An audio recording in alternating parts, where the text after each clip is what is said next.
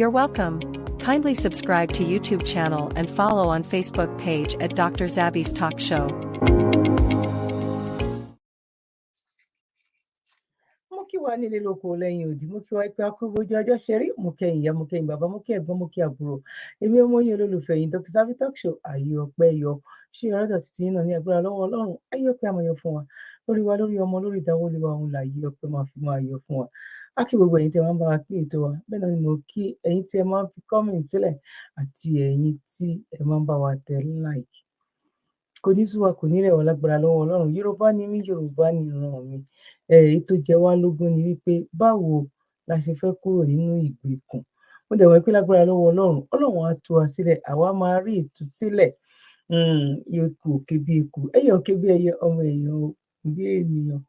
Ẹ rí pé mo rọra sọ bẹ́ẹ̀ yẹn, ẹ rí pé mo rọra sọ àti ń parọ́, irọ́ wa ti já, irọ́ wa ti já, máa gbé jáde fún yín sí.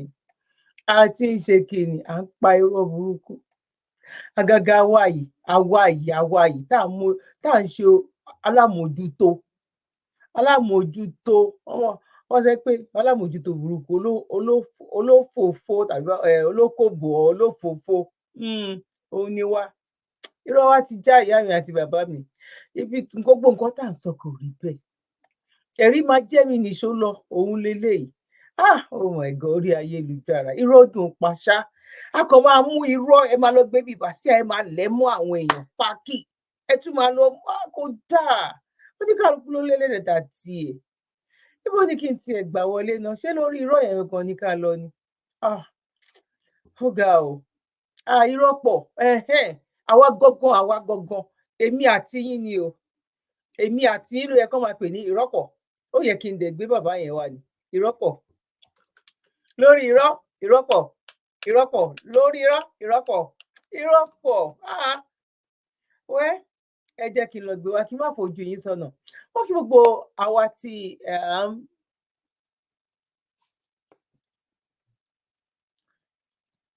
ẹ̀yin tí ẹ ṣiṣẹ́ ń darapọ̀ mọ́ wa lórí ìkànnì aláyọ̀ yìí, mo kí yín káàbọ̀ sí orí ìkànnì wa. Ibi báyìí láti máa ń gbé ètò lóríṣiríṣi yẹ̀wò, bóyá tó jẹ́ wá lógún láti kọ́kọ́ sọ yẹn wípé à ń kan ilẹ̀kùn náà, mo dẹ̀ mọ̀ pé ilẹ̀kùn ayọ̀ ni láìpẹ́ láì jìnnà, ilẹ̀kùn ìbùkún, ilẹ̀kùn ìgbéga òun ló máa jẹ́.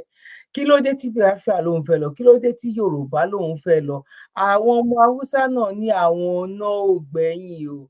Bọ́jú gbogbo ẹ̀ lọ, wọ́n ti dàlú wa láyà, wọ́n ní kò rí bẹ́ẹ̀, wọ́n ní rọ́là pa, wọ́n ní nà láì. Náà ẹ jẹ́ ká kọ́kọ́ lọ, bóyá ká bẹ̀rẹ̀, ẹ má tiẹ̀ jẹ́ ká kọ́kọ́ lọ sórí nà láì nù, máa gbé nà láì, máa gbé wá fún wa.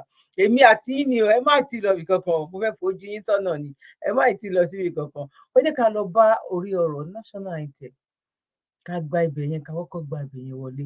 Ó jẹ́ nǹkan tó jẹ́ wípé ìgbà yẹn la máa fi mọ̀ wípé àwọn pípò yìí ṣé wọ́n mọ nǹkan tó ń ṣe ṣá.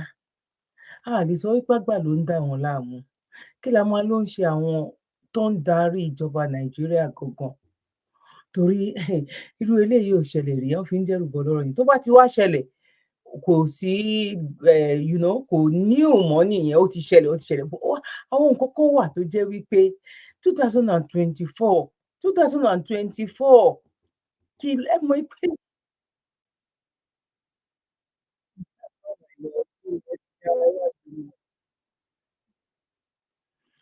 ẹ má bínú ẹ jọ̀ọ́. Now ẹ jẹ́ kí a sáré lọ.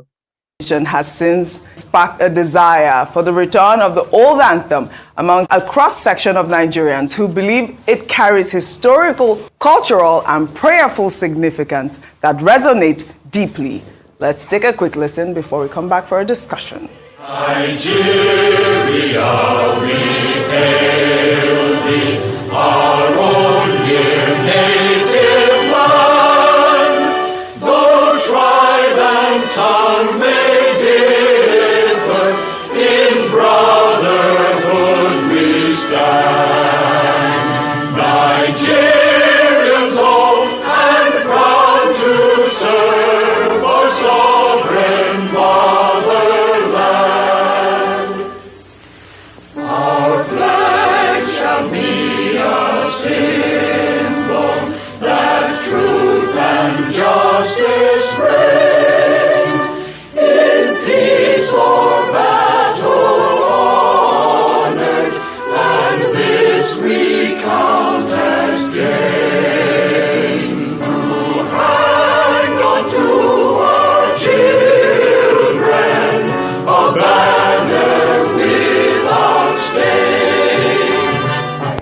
yesterday they passed the first, second, and third bill quickly. I mean, nostalgic, right? I mean, I don't, but some people have had issues, especially with the lyrics. Let me take David Hudain's tweet. He wrote, "The only thing I have to say about the proposed return of the Nigeria's old anthem is that the word tribe is a backhanded insult.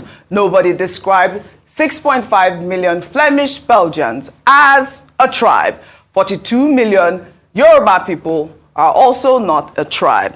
Get rid of that word." All right, well, we have our very good friend, Sonny Roche, who has always advocated for this bill. I mean, like we were saying earlier, it resonates with, people that were born in the 1940s to baby boomers, 1970s. Let me just read Sonny Roche's response to that. He says that, the reason given for changing the anthem is not convincing. The argument that the word tribe is offensive is unfounded, as it simply refers to a community united by common customs and traditions. Additionally, dismissing the old anthem because it was written by a British expatriate is short-sighted. We should not discard our history and heritage simply to distance ourselves from colonial past. I mean, I don't know if that's sentimental as well, but go ahead. Most of Roche, I disagree with you. And I disagree strongly this morning. You also disagree. And the truth has to be said. I know you people have nostalgic past of when Nigeria used to walk, but we can also make it work. This anthem written is a fabulous one that we're using, Arise, O Compatriots.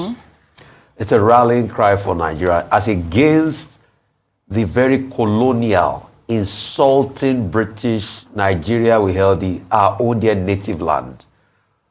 My boss Sonny Roche knows that the British actually used to call us native because they saw us as primitive. And that anthem was a disposition of it. In fact, other people too have pushed that even the name, Flora Shaw, we could also look at that name. You see, we could also bring back our indigenous flair, rather than constantly, saying because we have a colonial past, we should pivot towards a colonial past. We also do these things for the generations yet to come. And I think this is not the priority of the National Assembly, where people are being killed, people are hungry, people are suffering. I think it's just a reflection of the joblessness those ones have, as far as I'm concerned. If you're saying it passed the test, have you read the second stanza of National Anthem that says, "O God of creation, direct our noble cause, guide our leaders right, help our youth the truth to know"? What better prayer do we need at a time where our leaders look like they lack guidance and direction? Help our youth the truth to know. And this is a clarion call and our pledge, which is okay. But I understand people that had a nostalgic past. So this was what they sang in the colonial days. Everything was prim and proper. The colonial did to you what they call indoctrination, and it made you feel less of yourself. Yesterday, I put out the documents that pretty much caused a lot of stir on social media, where I actually showed Nigerians, and for those that keep claiming they built Lagos, I actually showed Nigeria when the British started allocating lands and named this area we are around VI, Victoria Island, in commemoration of the 50th anniversary of Queen Victoria. All right? I think that place used to be called something, Okun, or something, in 1877. So, I know people still like to clutch on to the good old colonial days, but we should grow up for that and have our own mentality and emancipate ourselves from this mental slavery, not going back to an anthem that calls us I don't have a problem with the word tribe. Our own dear native, which is a connotation. Go and read Lord Lugar's book, The Dual Mandate, that he wrote in the 1920s.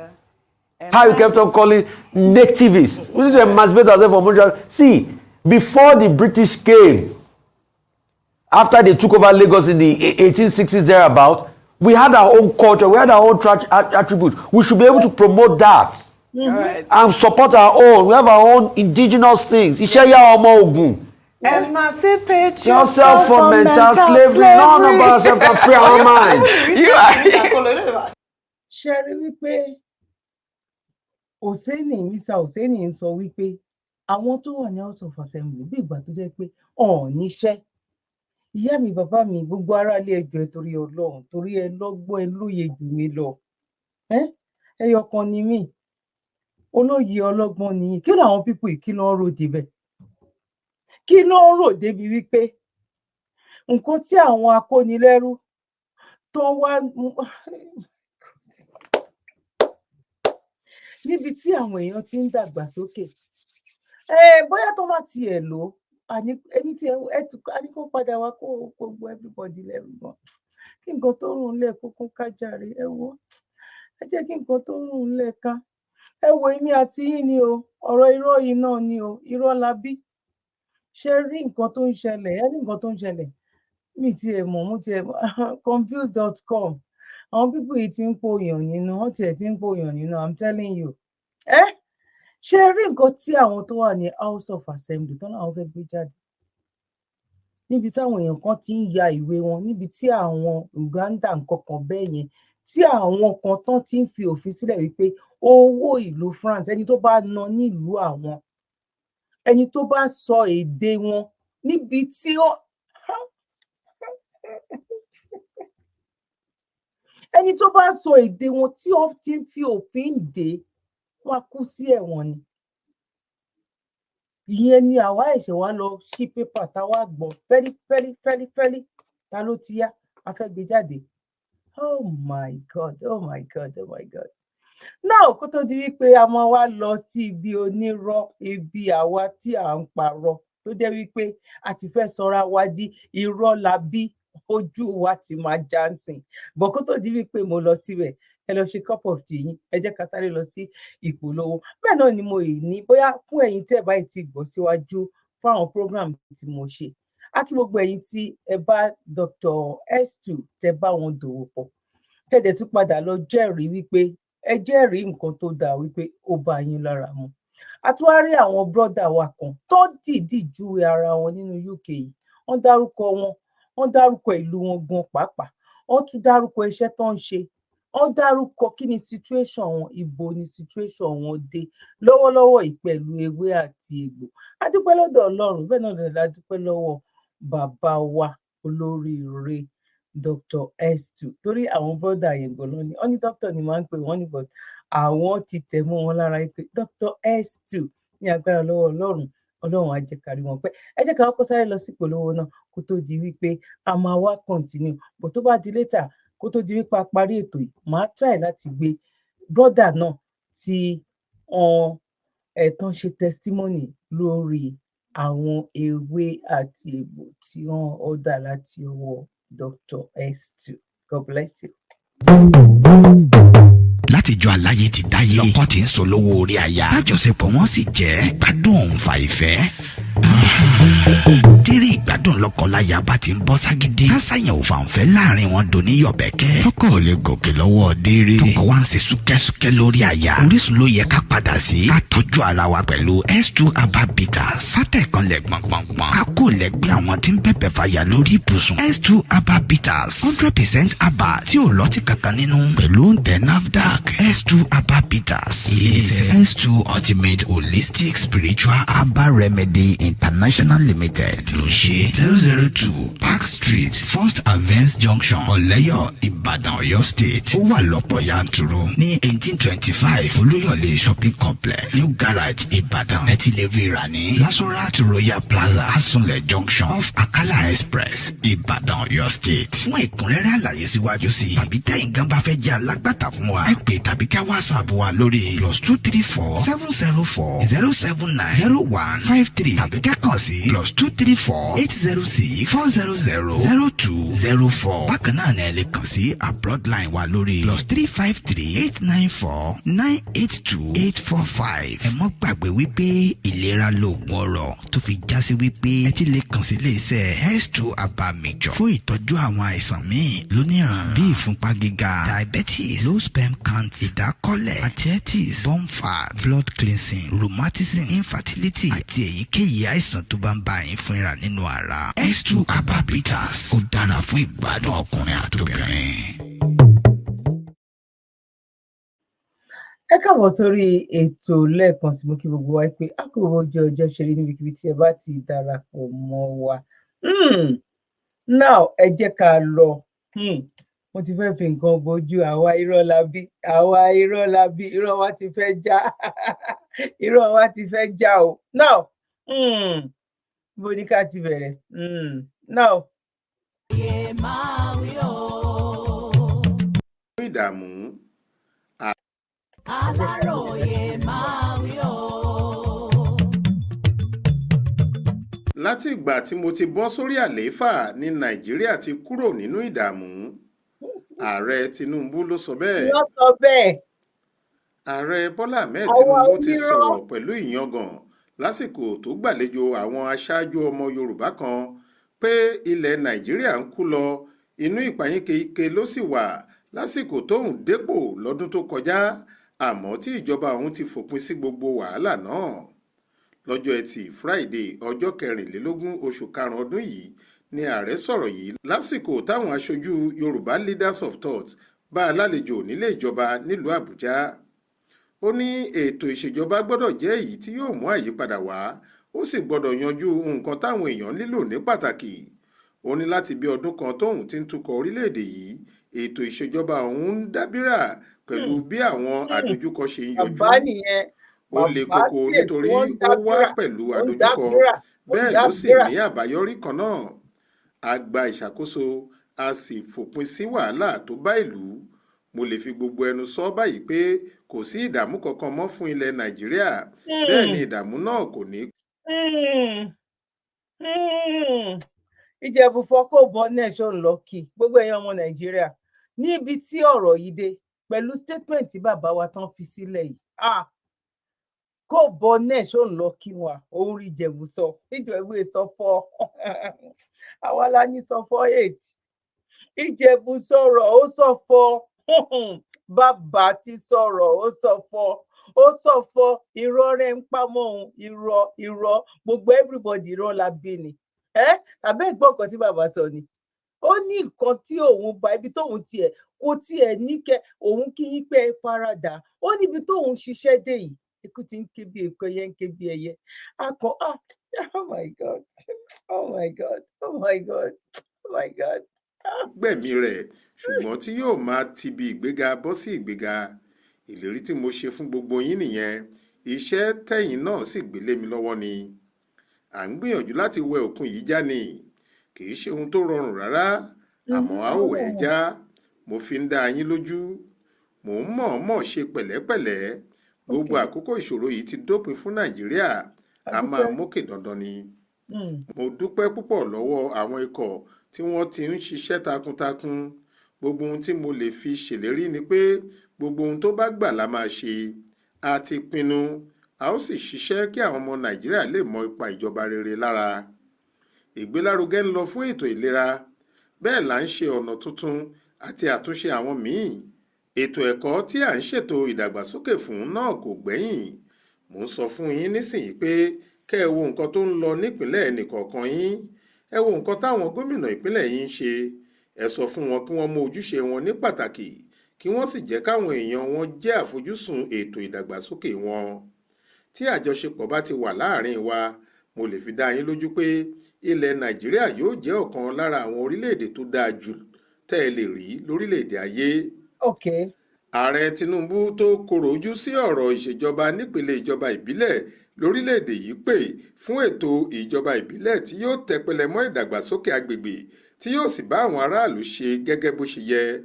Bákan náà ló pè fún ìjọba tó ń ṣiṣẹ́ lójú méjèèjì ní gbogbo ìpele ìṣèjọba àtàwọn ilé-iṣẹ́ ìjọba jákèjádò orílẹ̀-èdè yìí. Ó ní ìjọba tó ń ṣe ẹ̀tọ́ àti ìtọ́jú orí òjòrí fáráàlú ní tòun. Ètò ìjọba ìbílẹ̀ ń kú lọ. Àwọn èèyàn wo ọ̀nà tí wọ́n lè gbàgbé ìgbé ayé ìrọ̀rùn kí wọ́n sì di nǹkan látara àwọn ètò ìdàgbàsókè agbègbè.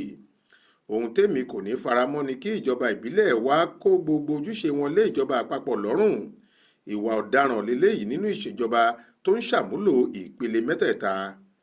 Ìjọba tó ń lo ààrẹ là ń ṣe. A ní ìpele tí ìpínlẹ̀ àti ti ìjọba àpapọ̀. Méjì ni àwọn ìpínlẹ̀ gbọ́dọ̀ ṣe gbogbo nǹkan. Ṣé rí àwọn eléyìí last week ni pẹ̀lú nǹkan tí bàbá sọ wípé everything ti wà okay níwọ̀nba wọ́n yẹ tó ń wà bẹ̀ ara irọ́ tí mò ń sọ nìyẹn o. Àwa kàn máa bẹ̀rẹ̀ sí ní máa parọ́, a tún parọ́ pé owó petrol wọn, ẹ tún sọ pé ẹ̀rí petrol rà, ẹ̀yin lẹ tiẹ̀ wà ní Nàìjíríà lè ń parọ́. Nǹkan tẹ̀yin ń parọ́ ẹ̀ làwọn ń gbé síta. Àwọn eléyìí wọ́n tún ṣe rálì, wọ́n tún sọ pé bàbá Tinubu ń fìyà jẹ àwọn. Pẹ̀lú nǹkan tí bàbá Tinubu sọ ẹ̀ máa padà play again o, kẹ́ lè gbọ́, kẹ́ jẹ́ ká gbé yẹ̀wò síra wọn. Ibo làwọn eléyìí ti rí gbogbo eléyìí, ta ló kó wọn jọ? Níbi tí everybody ti wà okay níwọ̀nba 1 year, everything is okay. Oh my God.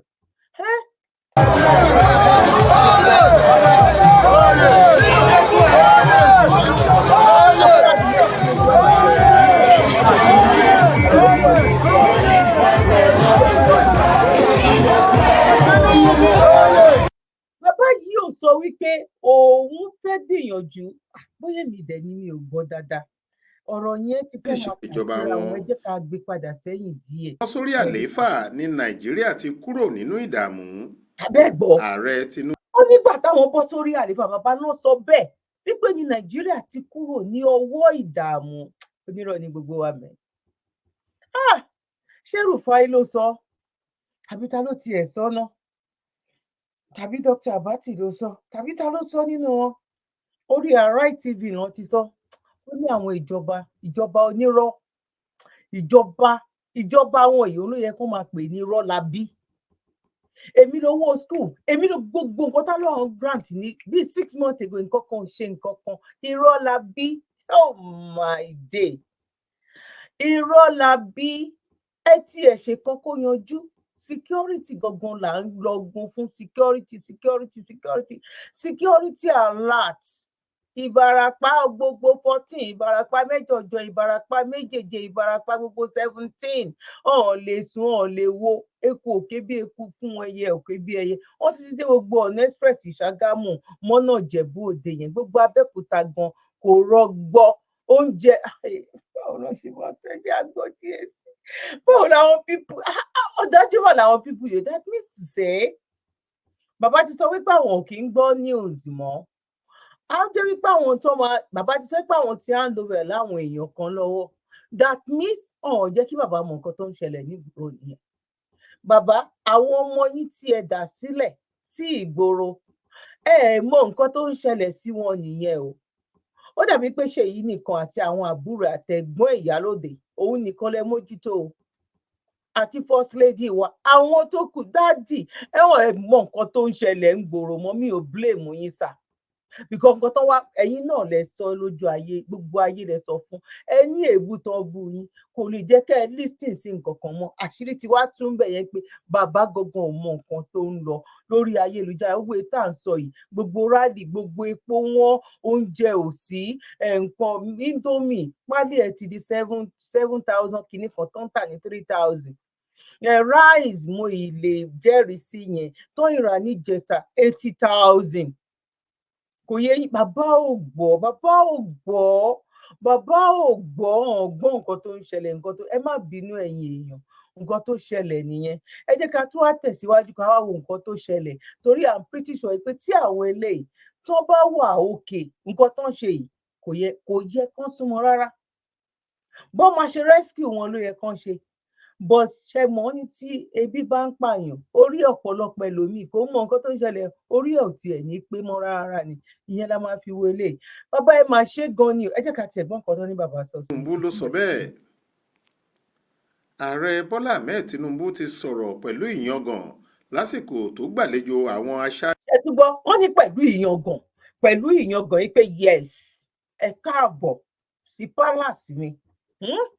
Ẹ káàbọ̀ sí orílẹ̀-èdè mi White House ní ibi báyìí pẹ̀lú àwọn iṣẹ́ ribiribi tí mo ṣe tí mo lè fọwọ́ sọ àyà, gẹ́gẹ́ bí Madam Dúpẹ́ Onítìrì tó máa ń fọwọ́ sọ àyà wípé yes, ilẹ̀ Yorùbá ti dúró, ilẹ̀ olómìnira ti dúró, àti swear in, UN ti bá wa dá sí, Amẹ́ríkà ti bá wa dá sí, France ti bá wa dá sí. Bẹ́ẹ̀ náà ni bàbá náà fọkàn balẹ̀ láti proud enough láti fọwọ́ gbá àyà, gẹ́gẹ́ bí Dr. Sabi ṣe máa ń fọwọ́ gbáyà tí mi fi gbá egungun lórí ewé àtegbò bàbá wa Dr. S2. Bẹ́ẹ̀ náà ni bàbá náà fọwọ́ gbáyà náà nìyẹn. Come on, oh my God. Now, aṣáájú ọmọ Yorùbá kan pé ilẹ̀ Nàìjíríà ń kú lọ inú ìpayínkeke ló sì wà lásìkò tóun dépò lọ́dún tó kọjá àmọ́ tí ìjọba òun ti fòpin sí gbogbo wàhálà náà. Tẹ́rí ọba tó yín wọ́n ti fòpin sí everybody ti jubilate everybody jubilate ẹ kàn ń parọ́ ẹ kàn ń múrọ́ ló fègé tẹ̀ ń gbé sórí bàbá òun bàbá ó ń bá yín lọ á bá yín délé ọkọ. I'm telling you. Control. Everybody délé ọkọ. Nigerians, why are we like this? Nigerians are very funny. So on Tuesday, a truck that was loaded with beer fell over after the driver lost control beside a road close to Beggar Roundabout in Abuja. Then moments later after the accident, some residents rushed to the scene and started drinking the beer. In fact, the place was almost turned into a carnival when some dispatch riders, Uber drivers, and other motorists had to stop their vehicles to join the feast. Can you imagine that? It was even said that some residents were seen going home with crates of beers while ilé ayé ti dá, ilé ayé bá rojú because tí orí wọn bá pé tí làákàyè wọn bá ṣiṣẹ́ mọ́tò tó ń kó ọtí lọ kò ní break down kò ní l'accident kó wá jẹ́ pé yìí máa wá yọ ṣọ́bìrì bẹ́ẹ̀ ṣe máa mutí lórí títì tẹ́tí máa kó lọ́lé tó yẹ kẹ́ ẹ rescue bóyá accident ní tàbó ní kinní tó wá di wípé ẹ wá ya wọn lè bí òpáyán everything ní wá òkè ẹ kàn ń díbọ́n ni ẹ kàn ń parọ́ ni ó ṣe jàre bàbá ọkọ mi tó cover onírọ́lẹ̀ everybody bí everybody bọ́n ṣe máa ń ṣe nìyẹn ẹ jẹ́ ká lọ gbọ́ nǹkan tí Sowore gangan tó sọ nínú ọ̀rọ̀ yìí ẹ jẹ́ àtẹ̀jùmọ́. But when they arrested Emefiele, who stole billions of naira, they gave his passport back to him in within 1 month. I heard he has traveled out of the country. But when it comes to us, those who don't steal, this system is against those of us who refuse to partake. Whereas they pamper the criminals. The former AGF, Malami, has not even been invited for questioning, in spite of public information about his atrocities against the people of this country. The former president, Buhari, has been allowed to go back to his couch. In fact, he would have been in Niger Republic today, but for the fact that their friends lost out to a coup plot there. That was his plan, to run away to Niger. The former Accountant General of the Federation, who stole 109 billion naira, is walking around with the chieftaincy title. Oh my God, oh my God, oh my God, oh my God, oh my God, oh my God. Ẹ jẹ́ ká lọ gbé ẹ̀rí máa jẹ́ mi nìṣó, ẹ jẹ́ kí a lọ gbé wá kó tó di wípé màá wá gbé kan tó ó ṣe ní láàánú, but ẹ jẹ́ ká kọ́kọ́ lọ gbé ẹ̀rí máa jẹ́ mi nìṣó brọ́dà wa tí wọ́n fi Manuel ṣẹ́ Akimade gbogbo wa pátápátá wípé mo ń gbé ní London. Dr. Ultimate ọ̀n ṣe gan ni. Mo ní àwọn àrùn kan. Orúkọ mi ò ní Emmanuel Akimade. Mo ń gbé ní London. Mo ní àwọn àrùn kan tí ó pọ̀ lára mi. Ìgbà tí mo rí advert kan lórí YouTube, mo tọ́ ẹnìyẹn lọ. Ẹni ní lórí kidney problem tí mo ní. Ẹni ní òun á gba 1,288 naira lọ́wọ́ mi. Ó máa ra ẹlẹ́dẹ̀, ọmọ ẹlẹ́dẹ̀, ó máa lo kidney ẹ̀. Mo rò pé báwo ni ọmọ ẹlẹ́dẹ̀ kidney ọmọ ẹlẹ́dẹ̀ máa ṣe ṣáìsì ti tọmọ èèyàn. Ó ní nǹkan tó lò nísìnyí nìyẹn. Àwọn eléwé onítò. Mo ní consent gbogbo nǹkan tí mo béèrè fún ilé mi. Nurse ni mi tẹ́lẹ̀ psychiatric 88 naira. Problem mi nìyẹn. And ìlú ìkẹrì ìlú tí mo wà London ni mo ń gbé. Mi ò ṣiṣẹ́, mi ò ṣàbọ̀, ìjọba ló ń bọ́ mi, ìjọba ló ń sanwó ilé mi. Nurse ni mi tẹ́lẹ̀ psychiatric nurse ni mi tẹ́lẹ̀. Mo dẹ̀ develop gbogbo kìíní yẹn ní 2019 mo ti ń bá bọ̀ díẹ̀ ó wọlé sí mi lára kò sí olóòótọ́ tí èèyàn máa pàdé ní ìlú tí a wà yìí but mo sì somehow hope 32,000 naira mo sense ni mo sì sense máa nìyẹn tó sọ pé òun fẹ́ 1.28 million lọ́wọ́ mi but ìyẹn kọ́ ìfún egbògi ìmíì tiẹ̀ tún nìyẹn fún 32,000 ó dẹ̀ ní pé kí n san di 38,000 ó ní change mi kù 17,000 lọ́wọ́ òun mo gbàgbé ẹ̀ síbẹ̀ ìjọ tí n bá máa gba ìyẹn ìjọ yẹn ó ń bọ̀ wọ́n wá polówó ohun tí wọ́n wà lórí show Dr. Zabi wọ́n polówó S2 mo ní jẹ́ tún try eléyìí náà mo ti lo àwọn kan sẹ́yìn mo ti bá àwọn. ìjọ tó ń try láti sọ ń bẹ̀ yẹn wọ́n bá àwọn èèyàn kan náà pàdé ní online gẹ́gẹ́ bí àwọn kan náà ṣe tọ́tọ̀ mi wáyé pé àwọn ti ra oríṣiríṣi eléyìí nǹkan mo ní gẹ́gẹ́ bí Dr. S2 fúnra wọn náà báwọn náà ṣe máa ń sọ wípé kọ́lọ́hún kó sọ irọ́ àwọn kọ́lọ́hún kó sọ di òtítọ́ wọ́n tẹ̀lé èèyàn kan pé wọ́n wípé guarantee wo lẹ lè fún wọn kinní kan sọ pé ẹ lọ try ẹ tó bá tẹ̀ jẹ́ pé ẹ̀ ní sanwó ni ẹ lọ try ẹ bó bá ṣe rí tó bá ti wà òkè ẹ wá bá wọn lówó létà ṣó ti yé yín sìn kí ni mo fẹ́ fàyọ ń bẹ̀yẹn ni wípé bọ́dà wa tí ó ń sọ̀rọ̀ yìí wọ́n ti go through a lot wọ́n ti ra oríṣiríṣi nǹkan tó ń try láti sọ nípa ọ̀rọ̀ àwọn owó tán ti san fáwọn èèyàn kan nìyẹn atẹ́ni tó lọ́ máa lo ẹlẹ́dẹ̀ 62 ó dàbí pé 62 years old ni wọ́n tán tó máa fi ṣe kinní náà gbogbo àwọn nǹkan yẹn tán ti go kó tó di wípé wọ́n wá rí ìpolówó lórí platform mi ibi tí ọ̀rọ̀ yẹn tó dé nìyẹn gan mo ń try láti forward kó má gbà wá ní àkókò torí kinní yẹn ó ṣe kinní díẹ̀ bọ̀ a máa sáré ṣòkè mọ́ra mo rò pé a ti gbọ́rúkọ wọn a dẹ̀ ti rí irú iṣẹ́ tán ṣe a ti rí gbà tó ṣẹlẹ̀ 2019 náà ló ṣẹlẹ̀ sí àwọn a ti rí London ní UK bíbá iná òun náà ń gbé gbogbo àwọn nǹkan tó jẹ́ wípé tí a máa rí ẹni tó máa mọ̀ wọ́n gan wípé àwòtọ́ àwọn ọmọ ẹni yìí lóòótọ́ ni one way or the other ó lè má jẹ́ ní ó lè má jọ̀la àwọn orú program tá a máa ń ṣe lòmíì ó lè jẹ́ láfta ọdún kan lẹ́lòmíì máa wò understand ẹlòmíì gan á pè mí lórí program gan wá ní program iṣẹ́ mi gan ti rántí gan pàápàá. àwọn kan pàdé sẹ́yìn o tó yẹ pé irọ́ ni mo wá ní kí n try kí n tẹ̀ fún ní last bus stop ni but Dr. Zabi polówó Ọmọlúkà náà polówó mo ní eléyìí tí wọ́n polówó yìí mo ní oyinbo gan Ọmọlúkà tiẹ̀ tún ló tiẹ̀ níṣojú mi lórí show ẹ̀kan tí mo lọ mo ní nǹkan tí àwọn arákùnrin àti arábìnrin polówó wọn láti jẹ́ original bá tọ Dr.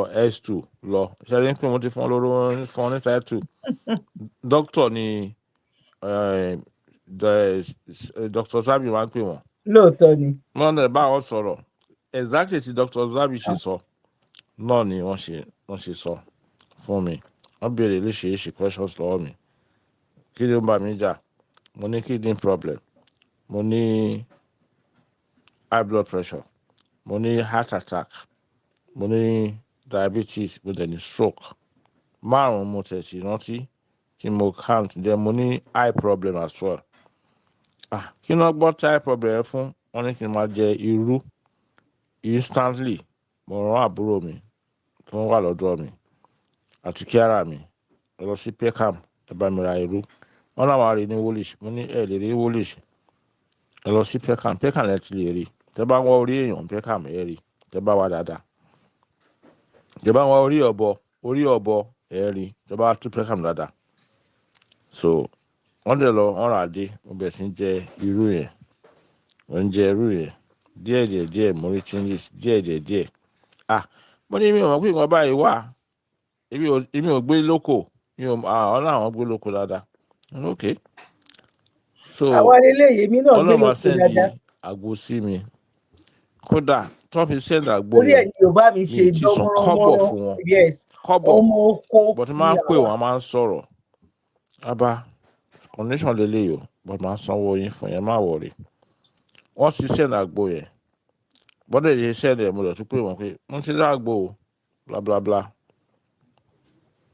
so wọ́n dẹ̀ wọ́n bá mi ṣe àbúrò mi bá mi ṣe ògo ní fún bàbá ògo ní fún Ọlọ́run ọmọ ògo ní fún Ọlọ́run ẹ̀mí mọ́ mo dúpẹ́ lọ́wọ́ Ọlọ́run mo dúpẹ́ gidigidi gan tó lo Dr. S2 fún mi pé àgbo wọn o kì í ṣe fake original ni àgbo wọn in fact bí lè bẹ̀rẹ̀ sí lò ní ọ ní ọmọ ṣe sọ gẹ́lẹ́ bọ́dẹ̀ bá mi sọ̀rọ̀ pé báyìí ló máa ṣe rí báyìí ló máa ṣe bẹ́ẹ̀ náà ni ó ṣe rí o wọ́n ní màá sùn bí ọmọdé mo sùn bí ọmọdé ìyẹn fún high blood pressure mo sùn bí ọmọdé kódà mi ò tiẹ̀ yí ní ìkín yí ìjọ́ kejì ni mo tó yí pé mo jí sáyé ìjọ́ kejì nìyẹn but mo dúpẹ́ lọ́wọ́ wọn ohùn mi gan yàtọ̀ bẹ́ẹ̀ni tẹ máa ń sọ̀rọ̀ èèyàn kì í gbọ́ ohùn mi tẹ̀sílẹ̀ o but ohùn mi ti jáde bẹ́ẹ̀ni ó dẹ̀ tí mo máa jáde sí ni. lágbára lọ́wọ́ Ọlọ́run mo rò pé kò tí ì tán síbẹ̀ pẹ̀lú ìdùnnú ọkàn òun náà fi sọ kódà gan àwọn náà sọ pé kí n bá wọn gbé jáde káwọn èèyàn kan lè gbọ́ testimony láti ẹnu àwọn bí ìgbà tó jẹ́ pé àwọn lọ sí church wọ́n ní kán wá jáde síta láti wá ṣe testimony òun ní ọ̀rọ̀ wọn wọ́n sọ débi wípé Dr. Zabby etí mélòó mo ní méjì ní kí lẹ fi ń gbọ́ mo lọ́rọ̀ ni wọ́n ní tiẹ̀ máìdì wípé wípé obìnrin ọ̀wọ́ nǹkan bẹ́ẹ̀ yẹn a wà lórí conference ẹ̀kọ́ ni pẹ̀lú Dr. S2 àwọn náà wà pẹ̀lú wa wọ́n ní ṣé mi ò believe wípé nǹkan ọmọkùnrin àwọn ó ti ń ṣiṣẹ́ wọn á ní ṣé nǹkan ọmọkùnrin ṣé nǹkan kan ṣe àwọn ní yes nǹkan ṣe nǹkan ó ju nǹkan ṣe gan pé kò ṣiṣẹ́ mọ́ wọ́n wá ní but àwọn ò tí ì lo but àwọn ọmọ ẹ̀pọ̀ ti ń ṣiṣẹ́ and that is true because nǹkan tó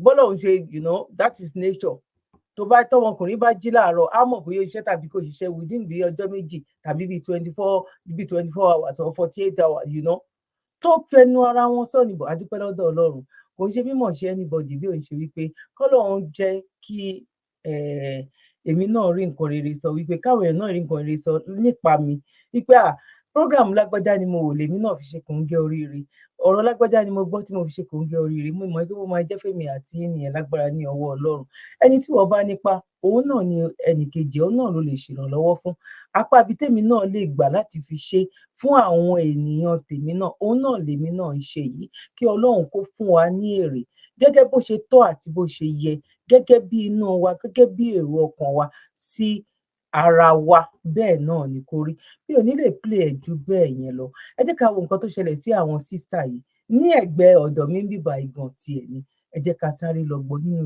UK ní bíbá yìí Ọlọ́run má jẹ́ kí wàhálà wa kó já sásán àwa abiyamọ ẹ ṣàmì àjọ àṣẹ tí bá wa share fídíò yìí bẹ́ẹ̀ ṣe ń kí mi pé mo kó ètò bẹ́ẹ̀ náà lèmi náà kí nípa gbogbo ọjọ́ ṣe rí ẹ má gbàgbé láti bá wa tẹ like ó ṣe kókó ó ṣe pàtàkì ẹ bá wa share lọ sí ọ̀dọ̀ àwọn ọ̀rẹ́ yín ará àti ọ̀rẹ́ àti olùkú mọ̀ pé olùkú làwọn àjẹ̀bú wọn gbà tó àwọn olùkú wọn ẹ bá ní ṣe ẹ̀rẹ̀ lọ́dọ̀ àwọn olùkú wọn ẹ bá wa share ètò yìí Ọlọ́run á gbàdúrà wa Ọlọ́run ò ní dójú àdúrà tiwa ẹ jẹ́ ká sáré lọ wo fídíò yìí. nítorí owó léwu Aláròye. Kingdom tí ṣẹ́yìn náà ti gbọ́ ohun tó ṣẹlẹ̀ sáwọn ọmọ Nàìjíríà yìí ní UK inú ìdààmú àti ìpòrúurú ọkàn làwọn ọmọ orílẹ̀-èdè Nàìjíríà kan tí wọ́n ń kàwé níléèwé gíga lórílẹ̀-èdè United Kingdom Teesside University wà báyìí pẹ̀lú bí wọ́n ṣe ní kí wọ́n palẹ̀ ẹrù. sí ọ̀dọ̀ mi níbí báyìí kò ju bóyá bíi mo máa ń drive lọ síbẹ̀ bóyá bíi tí n bá drive bóyá bíi under 30 minutes tí n bá drive but tó bá yẹ kó bóyá èèyàn wọ bus because ọmọ mi kan ṣe tán bẹ̀ ó ṣe nursing tán ní school yẹn gangan ní 2 years ago kò jìnnà sí ọ̀dọ̀ mi rárá. wọ́n mọ̀ kí wọ́n padà síbi tí wọ́n ti ń bọ̀ nítorí owó iléèwé tí wọn kò rí san gẹ́gẹ́ bí iléeṣẹ́ ìròyìn BBC tí púpọ̀ wọn bá sọ̀rọ̀ ṣe sọ agbẹnusọ fásitì ọ̀hún sọ pé owó tí wọn kò rí san yìí yóò lápa búburú lórí físà wọn nítorí ọwọ́ iléèwé ọ̀hún ni ọ̀rọ̀ ìgbélùú àwọn akẹ́kọ̀ọ́ yìí wà lásìkò tí iléeṣẹ́ tó ń rí sí ọ̀rọ̀ wíwọlé àti jíjáde àwọn èèyàn tó fi mọ́ ìwé ìgbélùú wọn lórílẹ̀‐èdè UK ìyẹn Home Office ń júwèé lé fún wọn lẹ́yìn tí àwọn aláṣẹ iléèwé náà fẹjọ́ wọn sùn ni wọ́n sọ fún wọn pé kò sí ìpẹ̀ kankan tàbí ẹ̀bẹ̀ yòówù tí wọ́n fẹ́ bẹ̀ nítorí ọ̀rọ̀ ìwé kíkà ní nǹkan tó gbé wọn wọ UK owó náírà tí wọ́n ló já wálẹ̀ ló ba owó tí wọ́n ní nípamọ́ jẹ́ tí ọ̀pọ̀lọpọ̀ wọn sì ń sọ pé ẹ̀ka iléeṣẹ́ tó ń gba gbèsè ti kàn sí àwọn lọ́jọ́ ìṣẹ́gun túsídẹ̀ẹ́ ọjọ́ 21 oṣù karùn-ún ọdún yìí làwọn akẹ́kọ̀ọ́ bíi 60 fẹ̀hónú hàn pẹ̀lú páálí pélébé tí wọ́n kọ ẹ̀dùn ọkàn wọn lóríṣiríṣi sí nínú ọgbà ilé ẹ̀kọ́ fásitì ọ̀hún bákan náà ni wọ́n tún nàka àléébù sí iléèwé náà pé ọ̀dájú ni wọ́n owó náírà tí wọ́n ní ó fọ́ lójijì ló ṣàkóbá fún owó tí wọ́n ní nípamọ́ tí àti rówó iléèwé san fi di ọ̀ràn sí wọn lọ́rùn nítorí kí wọ́n tó bẹ̀rẹ̀ ètò ẹ̀kọ́ wọn yìí ní iléèwé ọ̀hún ti ní kí wọ́n mú ìwé tí yóò fìdí rẹ̀ múlẹ̀ pé wọ́n ní owó tó tó owó láti kàwé àti láti gbé ìgbé ayé ìrọ̀rùn nílùú onílùú tí wọ́n ti fẹ́ wá kàwé àwọn akẹ́kọ̀ọ́ yìí ní àwọn tún gbìyànjú láti jókòó sọ̀rọ̀ lórí ọ̀nà láti ṣètò bí àwọn ṣe fẹ́ sanwó náà pẹ̀lú àwọn aláṣẹ iléèwé lẹ́yìn tí gbogbo owó tí wọ́n tọ́jú pamọ́ ti pòórá àmọ́ tí àwọn aláṣẹ iléèwé ọ̀hún ò gbà ọ̀kan nínú àwọn akẹ́kọ̀ọ́ tọ́rọ̀ yìí kàn Adéníkẹ́ Ibrahim tóun pẹ̀lú ọmọ ẹ̀ ọkùnrin jọ wà ní UK tí wọ́n pàṣẹ pé káwọn méjèèjì palẹ̀ ẹrù wọn mọ́ ṣàlàyé pé pẹ̀lú bí òun ṣe sanwó òun tán wọn kò jẹ́ kóun tẹ̀síwájú nínú ẹ̀kọ́ òun dípò èyí níṣe ni wọ́n ní kóun àti ọmọ òun wá máa lọ ìwọ̀nba àkókò péréte ni wọ́n ní ó kù fún obìnrin yìí láti parí ètò ẹ̀kọ́ ọlọ́dún méjì tó ń ṣe nílé ìwé náà àmọ́ nítorí tí kò ríbi san owó kan wọ́n dá ètò ẹ̀kọ́ rẹ̀ dúró wọ́n sì lọ́ọ́ fẹjọ́ rẹ̀ sùn ní Home Office Home Office yìí ni wọ́n ti pa á láṣẹ fóun àtọmọ ẹ̀ láti kúrò ní UK ní kíákíá ó ní mi ò tètè sanwó mi pé àmọ́ mo ti san ìdá 90 nínú 100 owó náà tí mo sì ń lọ sí gbogbo kíláàsì mi mo pè wọ́n pé kájọ jókòó sọ̀rọ̀ lórí owó yìí àmọ́ wọn ò dáhùn nítorí ọ̀rọ̀ àwọn akẹ́kọ̀ọ́ wọn kò jẹ wọ́n lógún wọn ò fẹ́ mọ ohun tó bá ṣẹlẹ̀ sí àwọn akẹ́kọ̀ọ́ wọn ìbànújẹ́ ńlá ni ọ̀rọ̀ yìí jẹ́ fún ọmọ mi inú ìdààmú lòun náà wà látìgbà tí mo ti sọ fún un obìnrin yìí ní lẹ́yìn tóun san owó tóun jẹ sílẹ̀ tán wọn kò torí ẹ̀ jẹ́ kí òun láǹfààní sí ètò ẹ̀kọ́ tóun bá lọ níbẹ̀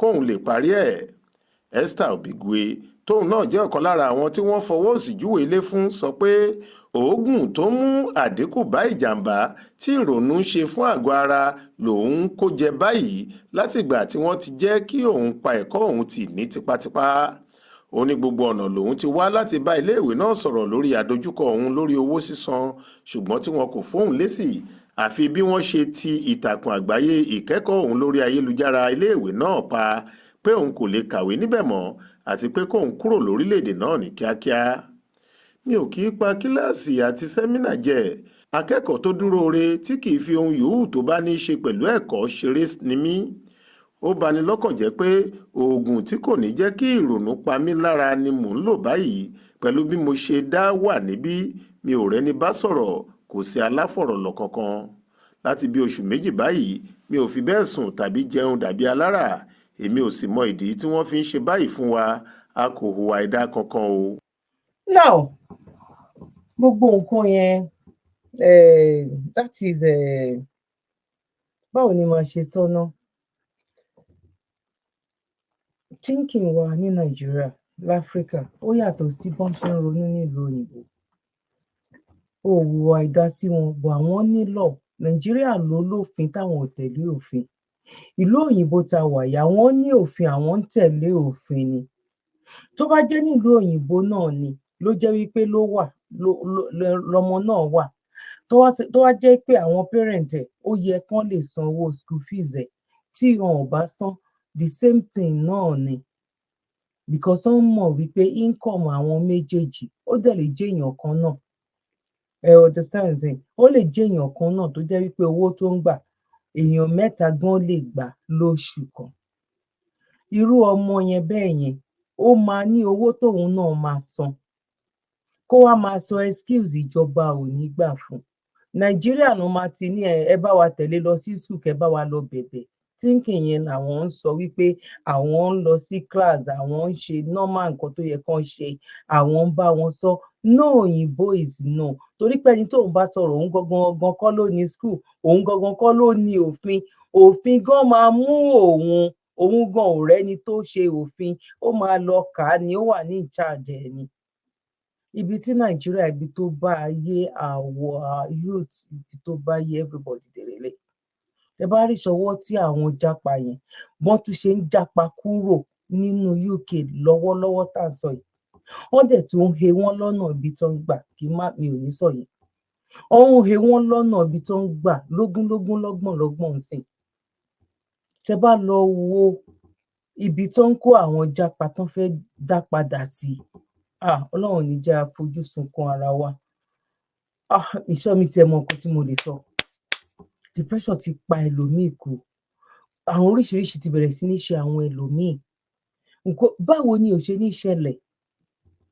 Ẹlòmíì wá, ọkọ àtìyàwó mi wà. Èmi mo mọ ọkọ àtìyàwó tó jẹ́ pé wọ́n ta ilé epo, wọ́n ta ilé wá sílùú òyìnbó yìí. Sutherland náà wà. Wọ́n ta ilé epo.